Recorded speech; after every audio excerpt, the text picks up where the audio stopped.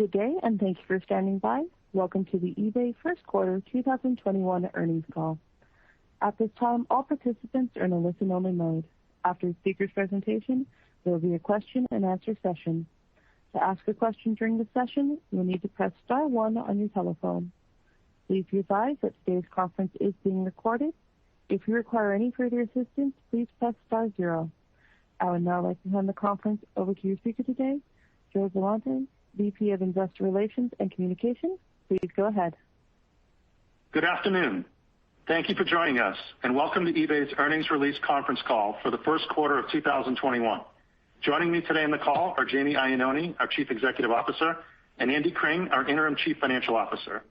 We're providing a slide presentation to accompany Andy's commentary during the call, which is available through the Investor Relations section of the eBay website at investors.ebayinc.com. Before we begin, I'd like to remind you that during the course of this conference call, we will discuss some non-GAAP measures related to our performance. You can find the reconciliation of these measures to the nearest comparable GAAP measures in the slide presentation accompanying this conference call. Additionally, all revenue and GMV growth rates mentioned in Jamie's and Andy's remarks represent FX-neutral year-over-year comparisons unless they indicate otherwise. In this conference call, management will make forward-looking statements including, without limitation, statements regarding our future performance and expected financial results. These forward-looking statements involve known and unknown risks and uncertainties, and our actual results may differ materially from our forecasts for a variety of reasons. You can find more information about risks, uncertainties, and other factors that could affect our operating results in our most recent periodic reports on Form 10-K and Form 10-Q in our earnings release from earlier today. You should not rely on any forward-looking statements. All information in this presentation is as of April 28, 2021, and we do not intend and undertake no duty to update this information. With that, let me turn it over to Jamie. Thanks, Joe, and good afternoon, everyone, and thank you for joining us. Today we'll begin the call with key highlights from the first quarter. Then I will share some reflections from my first 12 months as CEO and provide an update on the status of our tech-led reimagination. At the end of my remarks, I will turn the call over to Andy, who will discuss our financial performance and outlook in greater detail. The first quarter of 2021 was an excellent start to the year for sellers and buyers on eBay. Gross merchandise volume grew 24%, ahead of expectations. Revenue grew 38%, outpacing volume primarily due to payments and advertising. This is the fastest our revenues have grown since 2005. And we leaned further into technology and vertical marketing investments, but still delivered $1.09 in non-GAAP earnings per share, above our expectations. Importantly, our customer metrics grew on both sides of our marketplace. Active sellers grew 8% to 20 million globally. More small businesses are joining the platform, and more consumers are engaging in selling. C2C GMV growth outpaced B2C for the fourth quarter in a row. This is positive for the long term as consumer sellers bring unique inventory at compelling prices and spend more than twice as much as buyers who don't sell. Active buyers grew 7% to 187 million globally. We are retaining buyers acquired over the last year at similar rates as pre-pandemic levels, and we're seeing higher customer satisfaction in several categories, as well as increased spend per buyer. We have continued to make progress on our multi-year initiatives, payments, and advertising, which contribute to a seamless customer experience, increase our platform monetization, and deliver compelling financial results. Managed payments ended Q1 with over 4 million sellers migrated. This includes millions of consumer sellers and hundreds of thousands of businesses globally. During the quarter, eBay managed payments representing over 52% of on-platform volume, up from 38% last quarter. In the U.S., we exited the quarter over 80% complete. By applying what we learned in previous markets, rollouts in France, Italy, and Spain progressed at an even faster pace, and we're on track to launch Greater China this quarter and all remaining markets by the middle of the year. We continue to see higher seller satisfaction due to a simpler end-to-end experience that reduces cost and complexity. For many years before managed payments, sellers had to manage delays between purchase and payment across two platforms that tied up their inventory. As sellers migrate to managed payments, that pain point is resolved. saving time and money. And in Q1, we reduced unpaid items by approximately 80% on fixed price transactions. We remain on track to complete the vast majority of the payments transition by the end of this year, which would deliver our stated financial goals of at least an incremental $2 billion in revenue and $500 million in annualized operating income in 2022. In Q1, advertising growth outpaced volume driven by promoted listings, which delivered close to $224 million of revenue, up 58%. More than 1.3 million sellers promoted close to 400 million listings during the quarter. Growth was driven by increased seller adoption and AI improvements that increased conversion. Inspired by the success of promoted listings over the past few years, we are investing aggressively in innovation. We reached $1 billion of advertising revenue in 2020, primarily through promoted listings, which leverages a risk-free CPA model for fixed price inventory. To capture our next billion, we are running multiple experiments, including an ad product for auctions and cost per click capabilities. We are also exploring a new capability that expands seller exposure by increasing off eBay traffic to promoted listings. Q1 clearly demonstrates that the ongoing execution of our long-term vision is driving better results. Small business and consumer sellers are thriving, and buyers are finding unique items at great prices. We have seen strong growth in volume, revenue, and earnings over the past year due to a combination of mobility-driven tailwinds and the execution of our multi-year monetization initiatives. And we are driving value through portfolio optimization and returning capital to shareholders. Despite these notable achievements, there's still a tremendous amount of potential to be realized. Now I'd like to take a step back to a year ago when I rejoined this remarkable company as CEO. I knew eBay as a pioneer in e-commerce with a globally recognized brand, robust organic traffic, and long-standing customer relationships. And I've always been inspired by the purpose and special culture it creates. Last July, we set out a vision for a tech-led reimagination of eBay. First, we believed that we could drive growth in our core by significantly increasing customer satisfaction. Second, we saw the need to better serve our small businesses and consumer sellers to become their platform of choice. And third, we identified the opportunity to evolve our relationship with buyers to drive better long-term retention. I am confident we can deliver on these three pillars, positioning us to more effectively compete and win in a huge and growing addressable market. Our results to date are very encouraging. Our underlying growth is accelerating, sellers and buyers are growing, and we are making progress in our pursuit to be the best global marketplace to buy and sell. Simply put, our strategy is working. Let me share some examples with you. In the U.S., we are growing our core. In Q1, sneakers valued above $100 grew at a triple-digit rate once again.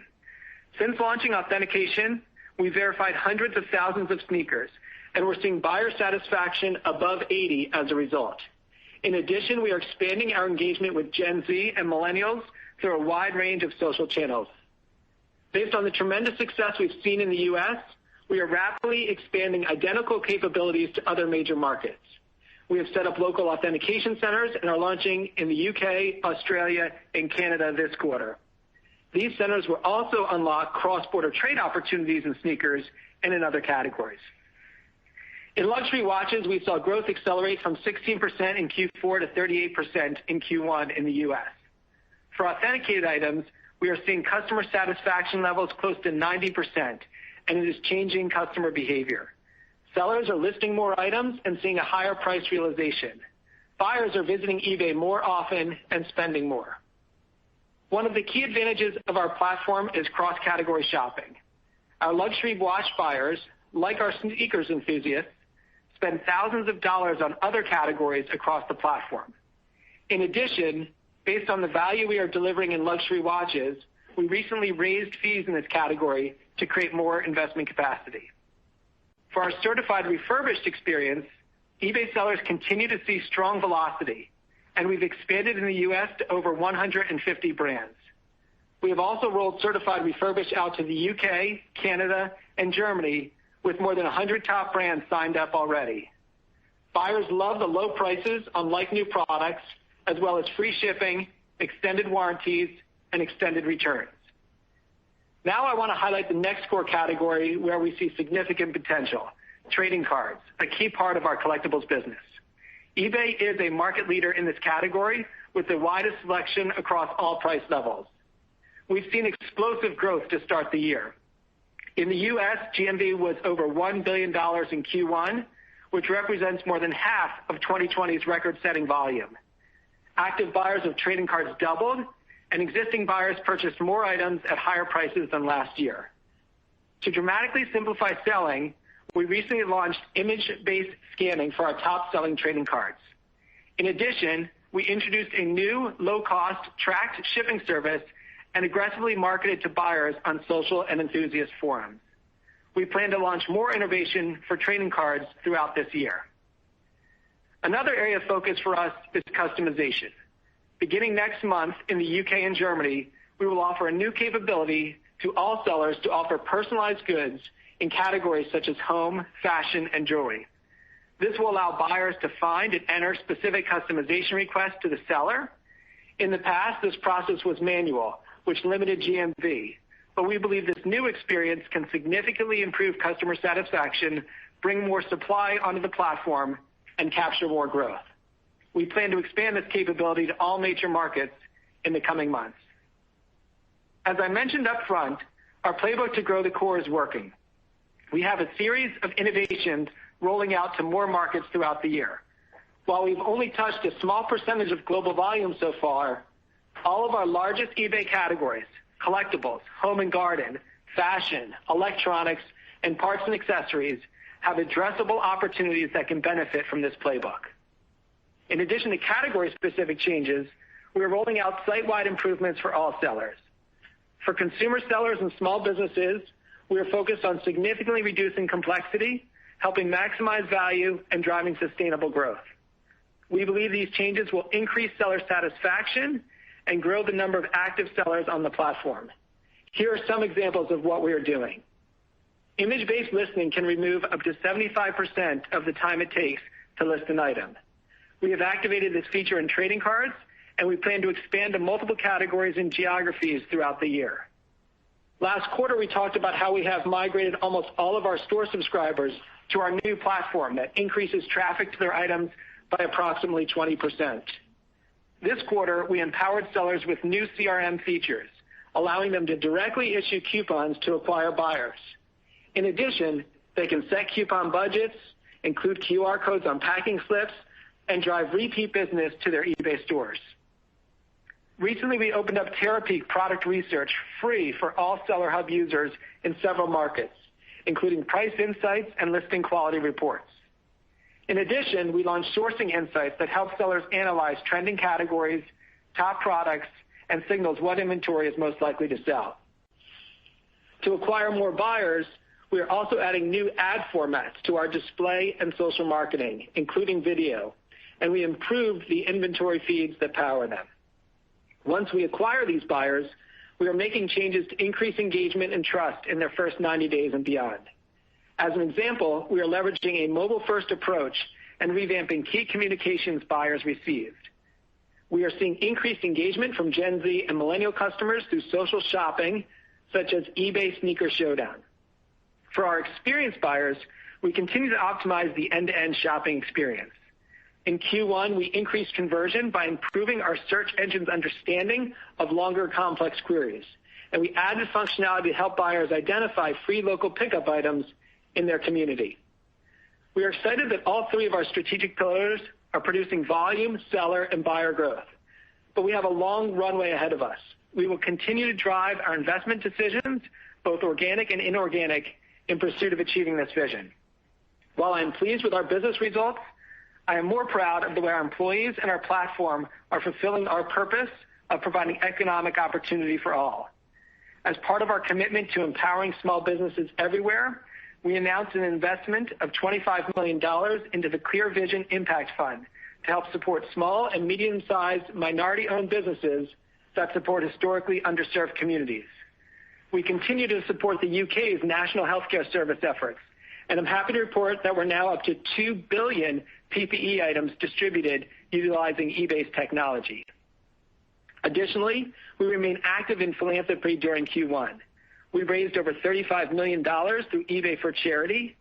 The company also contributed to Asian Americans Advance Justice and supported employee giving during Black History Month and the Lunar New Year. And we quadrupled employee matching gift limits through the eBay Foundation. Finally, another area that inspires me is eBay's impact on the planet. Many companies make admirable investments into adjacent programs, but at eBay, sustainability is the core of our business. Since eBay was founded over 25 years ago, re-commerce, or the resale of pre-owned goods, has been an integral part of our platform and purpose. Our community connects and trades pre-owned items that hold meaning and usefulness and keeps these items out of landfills. A recent survey confirmed that re-commerce resonates with our customers. In the U.S., 87% of respondents say they have sold pre-owned goods in the last 12 months. And they aren't just selling. 81% of Gen Z customers surveyed said that buying pre-owned items has become more common in the last year. In summary, we are making great progress on the tech-led reimagination of eBay. We delivered historically strong Q1 results, putting us in a stronger position today than we thought we'd be coming into the year. Looking forward, we are excited because our long-term strategy is working. By increasing customer satisfaction, we are accelerating our core business while attracting and retaining sellers and buyers. There is more work to do, but I couldn't be prouder of the eBay team. They are focused and driven, and they work hard every day to innovate, keeping our customers at the forefront. With that, I'll turn the call over to Andy to provide more details on our financial performance. Andy? Thanks, Jamie. I will begin my prepared remarks with our first quarter financial highlights starting on slide 4 of the earnings presentation. The first quarter was another great quarter for eBay. We generated over $27 billion of GMV, our highest GMV quarter ever. We delivered $3 billion of revenue, $1.09 of non-GAAP EPS, and $855 million of free cash flow, while returning $414 million to shareholders through share repurchases and cash dividends. Moving to active buyers on slide 5, we exited the quarter with 187 million buyers, representing 7% year-on-year growth, consistent with the fourth quarter. We've added 13 million buyers to the ecosystem since the beginning of 2020 and are experiencing retention rates that remain in line with historical trends. And as we said throughout 2020, we continue to see growth in GMV per active buyer across all cohorts. Moving to slide 6, in Q1 we enabled $27.5 billion of marketplace GMV, up 24%, accelerating 6 points versus the fourth quarter. On a spot basis, this represents growth of 29%, an acceleration of 8 points versus the fourth quarter. As over 60% of our GMV is generated outside of the U.S., we saw a 5-point translation benefit due to the weaker dollar. On-platform volume, which represents nearly 85% of total GMV, grew at 28%, a 7-point acceleration versus Q4, driven by site-wide product experience improvements, progress we're making in key categories, increased mobility restrictions, and additional stimulus in the U.S. Our off-platform business in Korea was relatively stable versus the fourth quarter at 4% year-on-year growth. In the U.S., we generated $10.4 billion of GMV in Q1, up 36% year-on-year, accelerating 11 points from the fourth quarter, driven by mobility dynamics, stimulus payments, and strength in our core categories, including collectibles. International GMV was up 17% year-on-year, a 2-point acceleration versus the fourth quarter, driven by strength in our core categories and mobility dynamics. Turning to revenue on slide 7, our Q1 net revenue was $3 billion, up 38% and accelerating 10 points on an FX-neutral basis. As Jamie said, this was our strongest quarter since 2005. On a spot basis, this represents growth of 42%. We delivered $2.7 billion of transaction revenue, up 40%, accelerating 9 points from the fourth quarter, mostly driven by our payments migration and volume strength. In managed payments, we continue to execute and have made great progress on seller migration to the new payments platform. As Jamie mentioned, we processed over half of our global on-platform volume in the quarter, which contributed approximately 15 points of incremental revenue growth versus 2020. Transaction take rate was 10% for the quarter, accelerating 20 basis points driven by managed payments, partially offset by category and seller mix, in addition to currency hedging impacts. When we started the managed payments journey, we expected to progressively increase monetization of our site while delivering better seller economics, an improved experience for both buyers and sellers, and overall revenue growth for the business. We continue to deliver across all of these dimensions. We delivered $291 million of marketing services and other revenue, up 22%, accelerating 19 points from the fourth quarter, driven by first-party growth in Korea, which grew approximately 120%, in addition to strength in advertising and shipping. Turning to slide 8 and major cost drivers. In Q1, we delivered non-GAAP operating margin of 33%. This is up approximately 140 basis points year-on-year, driven by volume and advertising, partially offset by product and marketing reinvestments, the impact of managed payments growth, and FX. For each of the non-GAAP expense buckets, volume and a higher take rate provided leverage as a percent of revenue. I will provide additional context for other significant drivers. Cost of revenue is up nearly 4 points year-over-year, as leverage was more than offset by scaling managed payments and our first-party inventory program in Korea. As a reminder, the managed payments cost structure includes payment processing costs that scale in line with payments revenue. This dynamic has been fully contemplated in our 2022 margin targets. Sales and marketing expense was down nearly 2 points versus the prior year, as leverage was partially offset by investments in our vertical strategy, strategic reinvestments in online marketing, and FX. Product development costs were down 10 basis points, as leverage was mostly offset by investments in end-to-end product experience, in addition to managed payments and advertising. G&A was down nearly 2 points, primarily from leverage and the disciplined cost control. Transaction losses were down approximately 1.5 points from the benefit of fee netting in our managed payments initiative and lapping COVID-driven deferred fees and seller protection increases. Turning to EPS on slide 9. In Q1, we delivered $1.09 of non-GAAP EPS, up 59% versus the prior year. Non-GAAP EPS growth was driven primarily by higher volume, growth in payments and advertising, and the reduction in share count driven by our repurchases, partially offset by investments in product and marketing. GAAP EPS for the quarter was 82 cents, up 44% versus last year. The increase in GAAP EPS is mostly driven by the same factors as non-GAAP performance, partially offset by the fair value of the Adyen warrant. Moving to slide 10. In Q1, we had a very strong quarter of cash generation, finishing Q1 with $855 million of free cash flow, a 65% increase year-on-year, driven by top-line growth, increased working capital, and lower capital expenditures. Turning to slide 11. For the quarter, we ended with cash and investments of $3.9 billion and debt of $7 billion. In Q1, we repurchased approximately 5.2 million shares at an average price of $55.70 per share, amounting to $292 million. We exit the quarter with $5.7 billion of share repurchase authorization remaining. Moving to slide 12 and investments. When we announced the classifieds transaction with Adevinta on July 20th of last year, the valuation was $9.2 billion, based on a mix of cash and the value of Adevinta shares at that time. As of April 27th, the Adevinta share price had appreciated by nearly 37%, which increased the value of the deal to over $12.7 billion. We continue to expect the deal to close in the second quarter, with the cash portion of the transaction providing approximately $2 billion net of tax.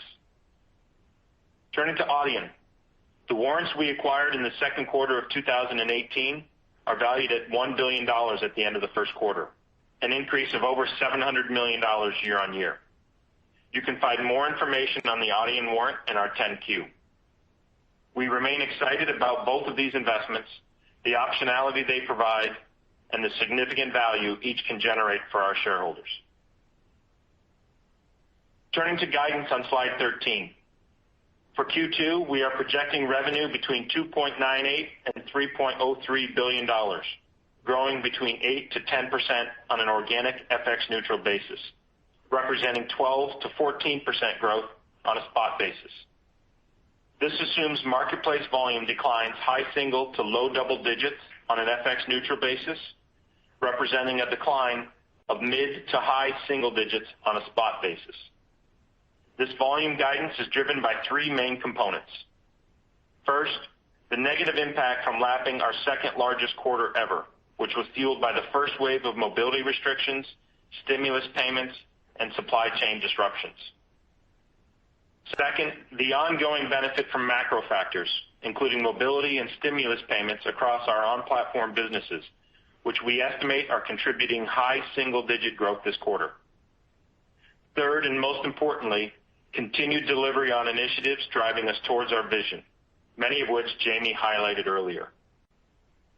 On a year-over-2-year basis, this guidance represents growth in the high teens on a spot basis, which is more than $4 billion in incremental GMV versus the same quarter in 2019, as our sellers and buyers have discovered or rediscovered the power and reach of our global platform. We expect non-GAAP EPS of 91 to 96 cents per share, representing a 6 to 11% decrease, primarily driven by volume deleverage and continued investments in product and marketing in support of our strategy, partially offset by managed payments and a lower share count. We expect non-GAAP effective tax rate of 16 to 18%. We are expecting GAAP EPS from continuing operations in the range of 67 to 72 cents per share in Q2. Finally, on Q2, our EPS guidance assumes approximately $400 million of share buyback. While we aren't providing guidance for the full year, we do want to provide some additional context on our path forward. On volume, our conviction in the vision is increasing, and we are confident these efforts will continue to drive additional growth as we scale. While difficult to forecast, mobility will likely continue to improve throughout the second half, pressuring growth. And when combined with easier lapping, that could result in second half FX neutral volume growth rates similar to those of our second quarter guidance. For buyers, similar to GMV, we expect growth will be pressured as we lap periods of high buyer acquisition. We expect revenue growth will continue to materially outpace GMV growth as our monetization initiatives drive a higher effective take rate. Specifically in payments, we're more than halfway done with the migration of on-platform GMV and expect to deliver at least $1.7 billion of revenue in 2021, well on our way to realizing at least $2 billion of revenue in 2022. On margin, we are on target and remain committed to delivering 2 points of margin expansion versus 2019, achieving at least 30% by 2022. We said along the way that margin accretion won't be linear, and in 2021, we expect margin will be approximately 29% for the full year. With regards to cash and capital allocation, we will continue to deliver strong free cash flow. We remain committed to our targets and tenets, and we will continue to optimize our capital structure within them. Specifically on buybacks, for the full year, we anticipate repurchasing approximately $2 billion of stock, excluding deal proceeds. We will update plans for use of proceeds from the classifieds transaction at the time of closure. For our Korea business, we have a strategic review process underway, which includes the possibility of a sale, with interest from multiple parties. We are exploring that interest and will provide an update when we have material information to share. And finally, on FX. At current rates, we'd expect the benefit of currency to be smaller in the second half as we lap a relatively weaker U.S. dollar. In conclusion, Q1 was a record quarter for eBay, and we enter Q2 excited about the path forward to deliver on all aspects of our long-term plan. We will continue to execute on our multi-year monetization initiatives, which are driving material benefits to our customers and shareholders as we move towards at least $2 billion of revenue and $500 million of operating income in managed payments and the next $1 billion of advertising revenue. We are delivering on our core strategy, increasing customer satisfaction and attracting and retaining customers as we capitalize on the $500 billion addressable market that is growing double digits. We're delivering consistent, strong free cash flow and continue to deploy that cash in a disciplined manner by investing in our platform for the long term and returning capital to shareholders. On margins, we remain on target for at least 2 points of improvement in 2022 compared to 2019, while we continue to drive efficiencies and strategically reinvest to accelerate growth. And finally, we're executing on our portfolio reviews and will deploy capital in a disciplined manner, balancing reinvestment in the core, capacity for mergers and acquisitions, paying a dividend, and buying back our undervalued stock. And now we'd be happy to answer your questions. Operator?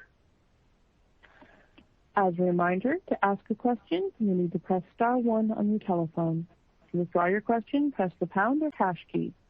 Our first question comes from Ross Sandler with Barclays. Your line is open. Hey, guys. I have 3 questions, if that's okay. Sorry. So for the guidance, you get kind of lost in the year-on-year, but if we look at 1Q to 2Q sequentially, I think it assumes about a 7% decline Q-on-Q for GMV. You normally are kind of flat Q-on-Q. So I guess, can you parse that into how much is stimulus burning off versus all these economies reopening, in the context of what Jamie said about, buyers retaining at a high level and spend per buyer going up? I was just trying to reconcile that. Second one is on the margin. So the 29% margin guidance, is that just from all this payment revenue coming in at a lower margin, or is there other discrete areas that you're layering in on the investment? And then lastly, on the trading cards, are there other categories like this that just kind of have emerged over the last year that you guys maybe had that were nascent and just now are being activated because consumer behavior has changed? Anything else besides trading cards you would point to that would be an example of coming out of this whole thing, why eBay would be in much better shape from a category perspective? Thanks a lot. Yeah, I'll start with the trading card ones, and then I'll let Andy talk about the other two. So, we've always had a great history in the collectibles business and a great history in trading cards. Obviously, Q1 was really strong, doing over $1 billion in the quarter, which was more than half of last year's record setting. And I'd say, in general, what we see is that, when we take category by category and we change the NPS and we change the customer experience, that changes the buyers and sellers, and the GMV follows. And in that case, it's similar to what we saw in sneakers and in watches, where that change led to a dramatically different performance. We see customization, which we just launched this quarter, as another one of those opportunities. We do millions of items on the site today, but we do it in a way that's really full of a lot of friction between the buyer and the seller. And this makes it really seamless and gives us the opportunity to open up more GMV. But as I said up front, we haven't even touched some of the major categories that we have, like home and garden, fashion, electronics, and parts and accessories. These are big core categories that all have addressable opportunities that we think can benefit from this playbook. Yeah, Ross, and on the other 2 questions, on Q2 and Q1 versus Q2 dynamics, I mean, clearly the first quarter was a huge quarter for us. As I said, our largest quarter ever. As we indicated in January, we had seen increasing restrictions late last year through most of our markets, and those kind of persisted into the first quarter. And the growth in the first quarter driven by 2 main factors. As we've said, the continued underlying performance, and then the correlation between mobility and GMV. And then as the quarter progressed, a lot of further developments and things we learned along the way. Back to January, pace of vaccines were very different from where they are today. Mobility has improved throughout the quarter in most markets. And then you've got, as you mentioned, the impact of stimulus payments in the U.S., which, it's hard to say exactly the impact, but or when it started or when it will stop. But we believe the peak of that impact was probably in the March timeframe. So when you look then on a quarter-over-quarter basis, the biggest difference between Q1 and the outlook for Q2 would be the fact that the mobility's in a better place today than it was at the beginning of the first quarter. Underlying performance continues to be great, and then as we've said, progress on payments is continuing to be very positive as well. That leads a little bit into your second question on margin rate for the year. I think a couple things to consider. We're still on target for the 30% that we said for next year, and we have said all along it's not going to be linear. We're going to have quarters where we're up or down, and we're going to continue to balance growth and margin along the way. A couple things when you look at Q1 relative to the rest of the year and then the second half, and again, you hit on a couple. I think it's important to remember our historical trend is that Q1 is a bit higher than the rest of the year, and typically higher than Q2. Last year that was a bit muted with the amount of growth that we saw, but I think this year we're with the relative size of the two quarters more on that trend. And then without getting into a specific walk on the second half, I think three things. One would be moderating growth, which will have some impact on volume, and deleverage. We continue to invest for long-term health, so we're not going to be managing to a quarterly margin target. We're working towards longer-term business health. And then you did call it, and it's a great problem, which is payments is scaling rapidly. It's delivering a tremendous amount of incremental op income, and it does come with a minor bit of pressure on operating margin, but we feel great about that progress and what it does for the P&L.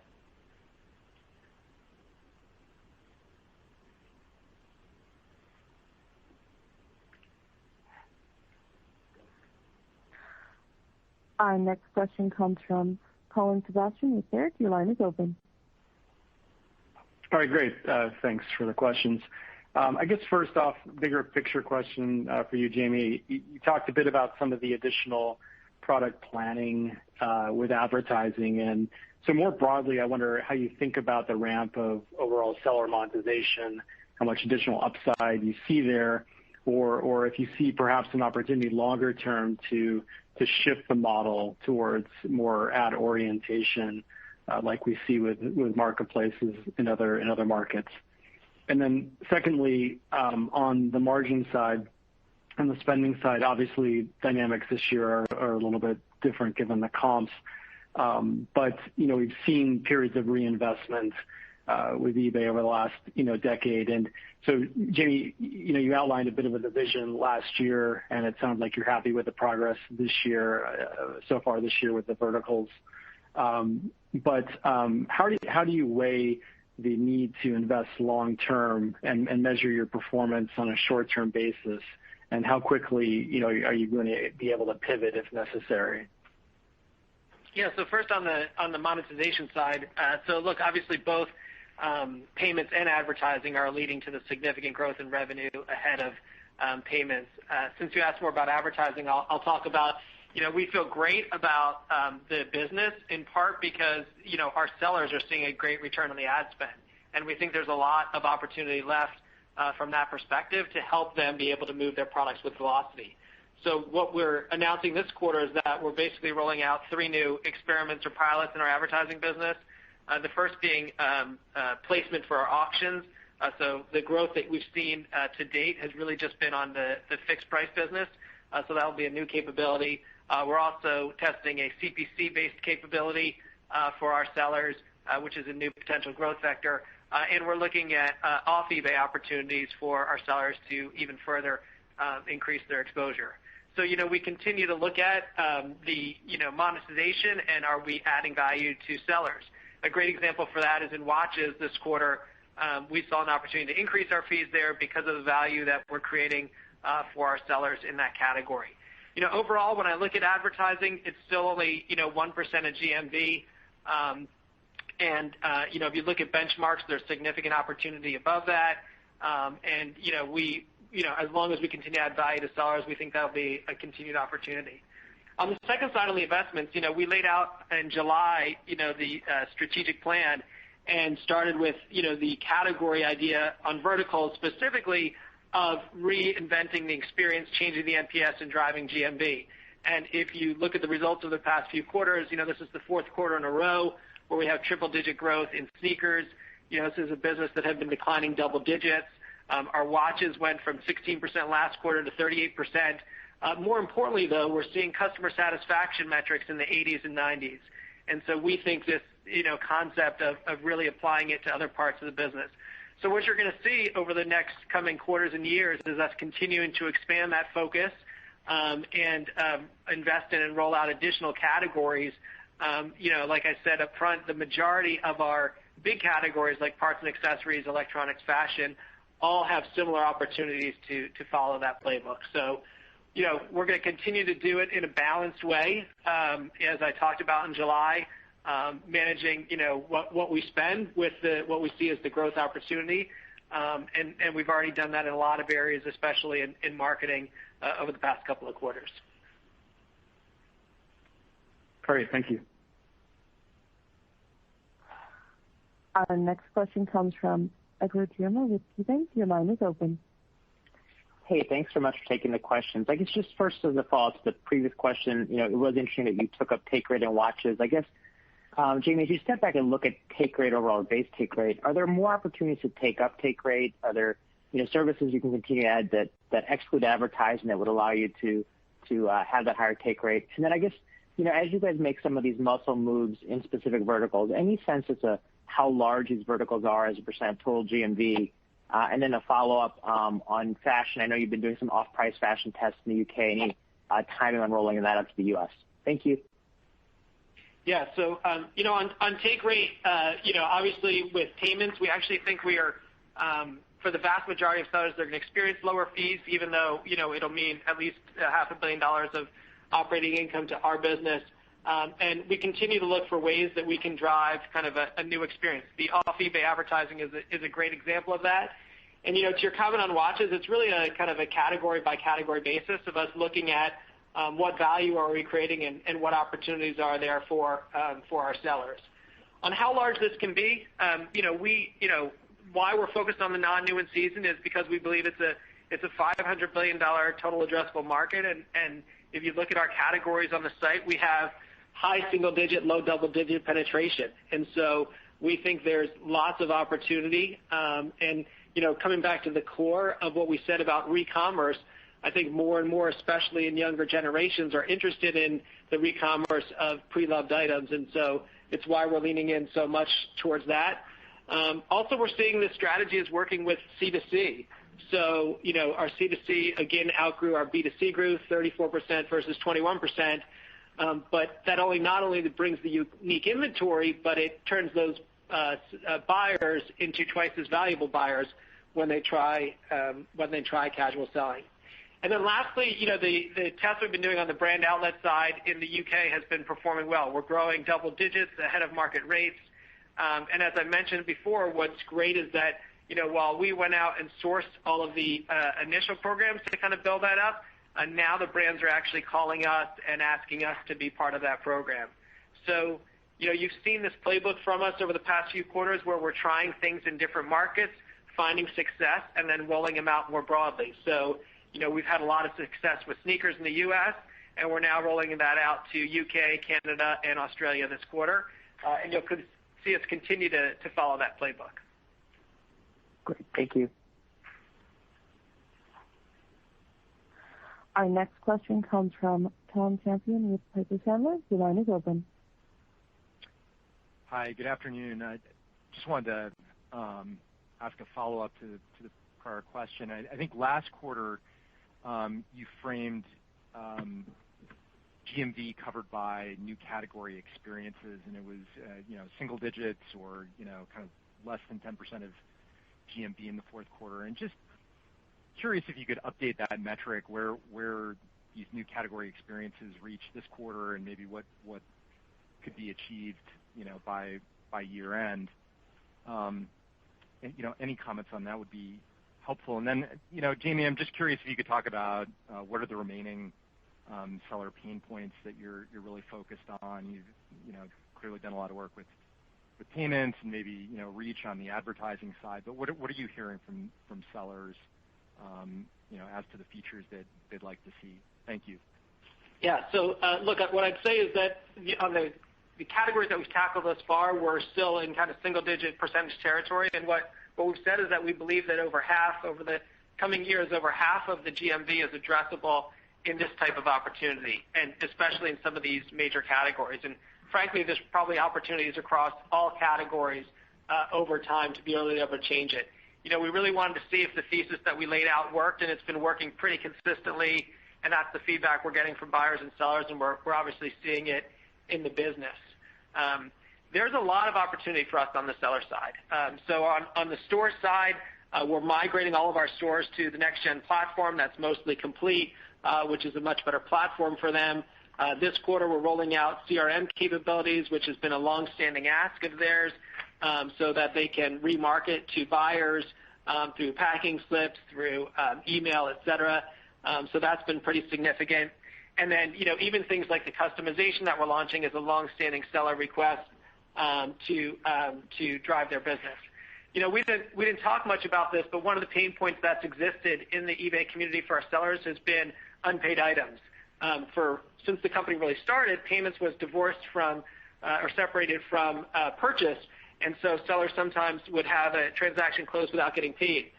The ability, now that we've launched managed payments and we're migrating a bunch of new technologies, we actually reduced that by 80% for our sellers. So that's a pain point that we're really happy to be able to eliminate for them. And then on the C2C side, it's really about making it easier. Why you see us launching things like image-based listing is because we want to take all of the friction out of the experience and make it a really short couple of minute process to get your items up onto the platform. So we're doing a lot more education things around the seller business, really focused on continuing to drive that C2C business. So I think each quarter we'll be rolling out features that really address this key thesis of taking all the friction out of the experience and making this the best marketplace in the world. Thank you. Our next question comes from Mark Mahaney with Evercore ISI. Your line is open. Hi, this is Shweta for Mark. I was wondering if you could please comment on buyer growth. You laid out some of the initiatives that you are taking to continue to drive growth. But what do you think could be a sustainable growth rate for buyers? And then the second thing, you also pointed to some of your top categories, and that includes collectibles, home and garden, electronics, fashion, parts and accessories. I may have missed some, but how big are they currently today as a part of, as a percentage of GMV? And how do you think the cross-category shift plays out in face of reopening? Thank you. Yeah, so first on buyers, look, in Q1 we added 7% to our active buyer count to 187 million globally. Over the past year, we've added 13 million buyers to the marketplace. And, what we're seeing is that those buyers are behaving with strong performance like pre-pandemic. So they're not just coming to eBay during the pandemic time period and leaving. We're converting a good amount to our strategy of longstanding enthusiasts.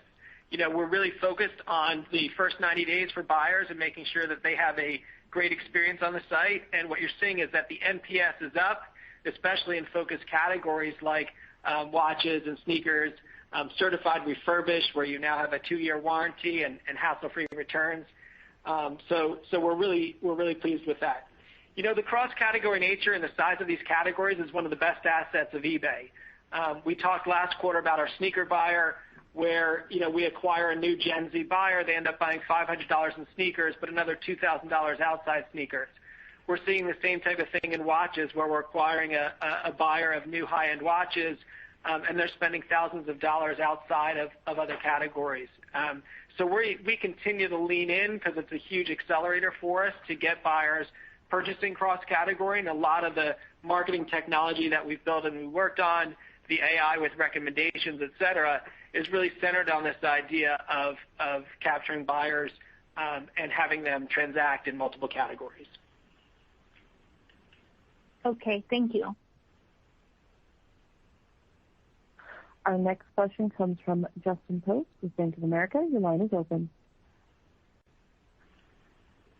It's going to be a lot of moving parts this year with e-commerce facing the comps, and it's not just you. So what do you think is the best way to measure your progress this year as we think about it? Is it market share versus e-commerce spend? And what specific milestones, if GMV matches your outlook, should we be looking for that really show you're making progress this year? Thank you. Yeah, so one that we're clearly looking at is, with last year being such an anomaly with the pandemic, is year over 2 year, and the growth that we're seeing there, which we're excited by.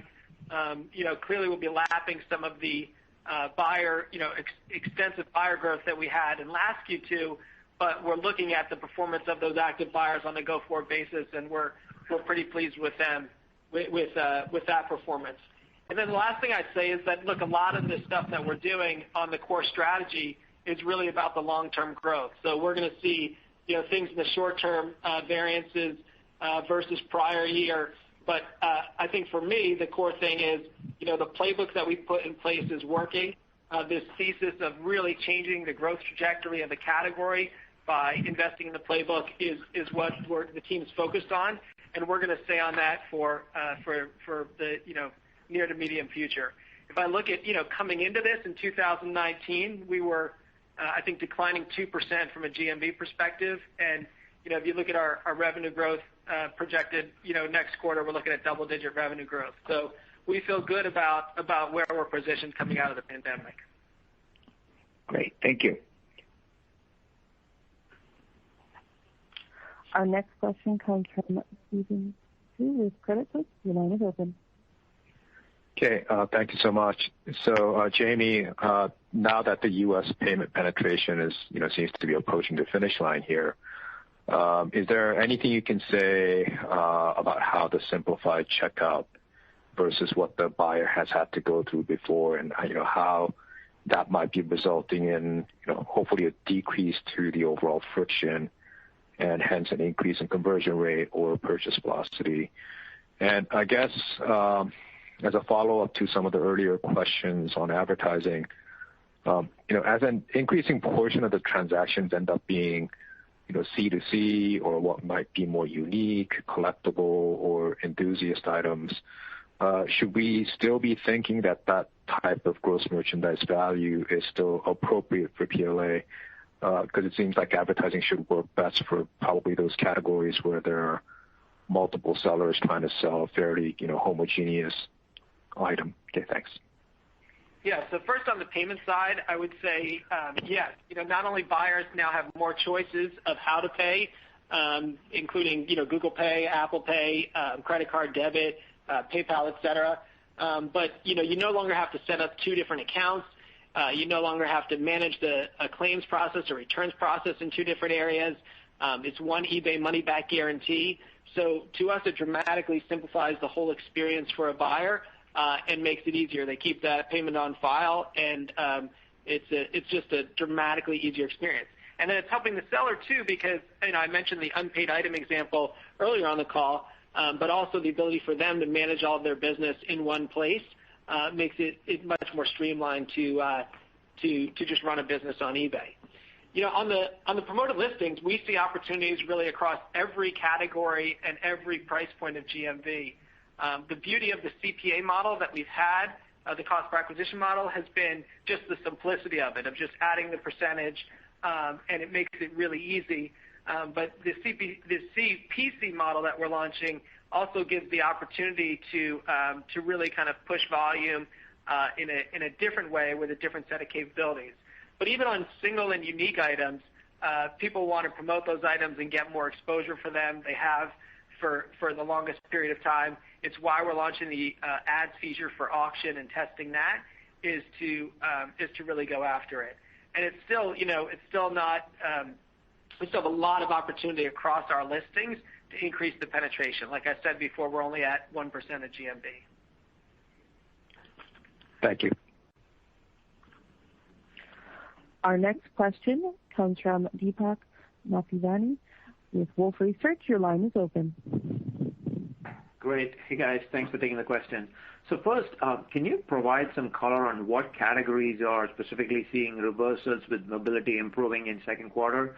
And then on the commentary around the second half GMV trends, comps are also progressively getting easier, once you navigate past second quarter, but you're saying that potentially GMV trends could be similar to second quarter. I know there is certain one-time items in 2Q, and there's potentially some geographies coming out later in terms of mobility, but can you parse out between those, and do you expect, further reversal in terms of kind of comparable basis on volumes beyond 2Q? Yeah, I'll take the first one, then I'll let Andy take the second. So on the category piece, what we talked about last year was people started buying, panic buying everything that was related to kind of health needs across the board on eBay, and then we saw that expand into kind of stay-at-home categories, fitness and laptops, those types of things in our electronics business, and then really went kind of across the board over the course of the year. So as you think about this year, it's really just a change against the backdrop of what we were buying last year. I'll let Andy take the second part of that. Yeah, and look, we didn't provide guidance for the second half just because of the dynamic environment and the wide range of outcomes. You are right. When you look at the comps for Q3 and Q4, they are modestly easier as we go through the year. The second piece I'd say is we continue to expect to see the underlying business perform. I think the wild card in all of this is the macro factors, mobility and stimulus.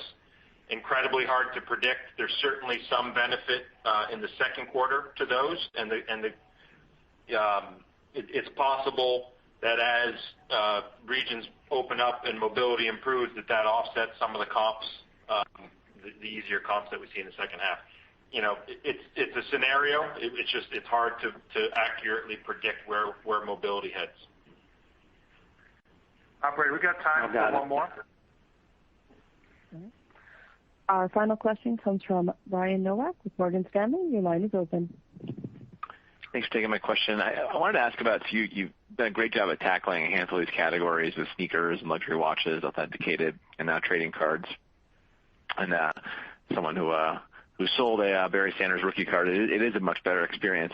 So the question is, as we sort of look ahead to the next 10, 20, 30, 40, 50% of GMV that you're going to redo, what is sort of the main technological constraint that you think is going to sort of dictate how quickly or slowly you're going to be able to sort of redo the rest of the categories on the platform? And as you're talking about the back half, are you assuming you're going to have more categories rolled on to the new, stronger interface yet? Yeah. So the first thing I'd say is that on the category piece, in some cases, the categories have overlap in terms of features or capabilities we need to build in order to make that a winning NPS for us. So, we built authentication once. It took us, a couple of months to build it out, but then we're able to roll it out to the next category in a couple of weeks and expand that geographically. And so I think that's actually true for a lot of areas where there's components or features that we're building specifically to drive the NPS of a category that will be applicable to a broad set of categories across the experience. And, in terms of pace, we're going to continue to do what we've done before, which is, roll them out in a specific geography, make sure that we're seeing the intended impact, and then roll it out across the board. We don't really want to talk about, which category is next and what we're focused on for competitive reasons, but I would just say that, we're really pleased with the playbook. We're really pleased that, we're able to drive significant growth and a significant change in trajectory, and most importantly, a significant change in the customer experience. And so you're just going to see us continue feature after feature, category after category.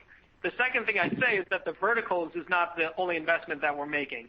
A lot of our investment is going to site-wide investments that impact all categories. Clearly, that's true for payments and advertising, but the same is true across our seller tools, across our API business, across the CRM and couponing capabilities that we just rolled out, investments that we have in search and in SEO, which apply to the whole business. So the way I think about it is kind of a good amount of investment in vertical to really change the NPS those categories, but a significant amount of site-wide investments as well, which lifts all categories. So that's the strategy. That's how we think about it, and we're really pleased with the performance.